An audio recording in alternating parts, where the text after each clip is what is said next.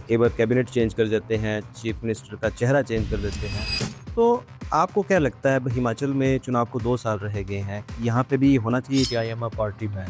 उसमें अब ट्रोल भी बहुत हो रहे हैं सोशल मीडिया पे कि भाई हम नौकरी पक्की देंगे। साथियों, आपसे हमारा वायदा है 5 लाख नौकरियां हम देंगे आपको। उसी कैबिनेट में वन मित्र, पशु मित्र, शिक्षा मित्र, इस तरह के फैसले लिए जाते हैं। तो ये जरूरी नहीं है कि सरकार में जो भी फैसले हो रहे हैं मैं उनसे सहमत हूँ। काफ़ी लोग हैं जो चाहते हैं कि मुकेश अग्निहोत्री के कंधे पे बंदूक रख के फायर करें, ऐसा नहीं होगा।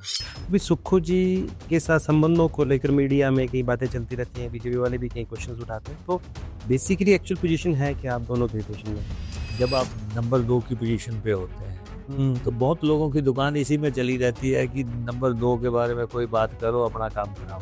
तो क्रेडिबिलिटी हमारी भी स्टेक पे है। I am a fighter.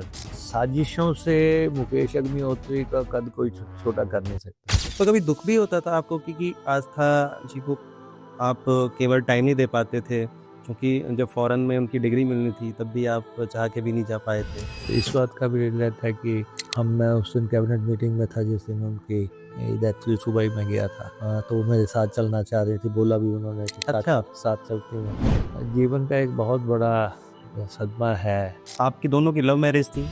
एक मंच से कहा कि अब मैं वेला हो गया हूँ, तो ये किसको संदेश था कि अब मैं वेला हो गया?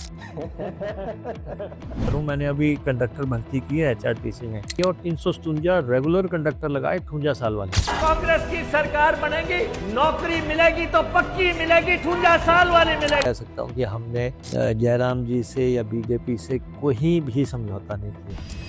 ये हाईकमान का प्रेरोगेटिव है किसको मुख्यमंत्री बनाना है। हमें सुक्खू जी को कमान दी तो हमें ये कहा गया कि आप को डिप्टी CM बनना है। उनके फैसले को जैसा उन्होंने हाईकमान ने कहा उसको कबूल किया।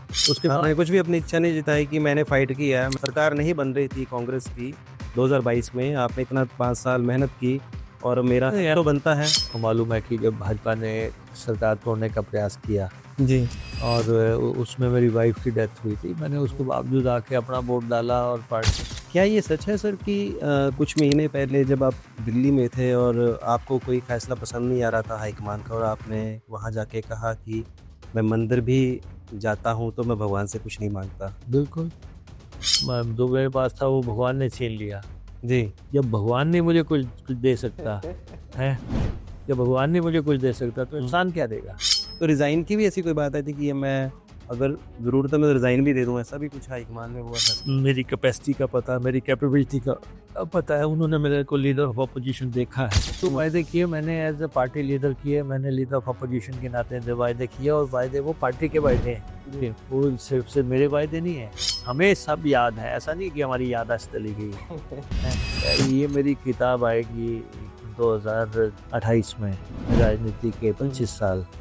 अगर कॉन्स्टिट्यूंसी ना देखते तो मैं डिप्टी CM ना बनता, क्योंकि कुछ लोगों का कहना था, और वो शायद सच भी कहते हैं, उन्होंने कहा कि अगर ये एक बार जीत गया फिर इसको हराना मुश्किल हो गया। इनको कभी हम सोच भी नहीं सकते।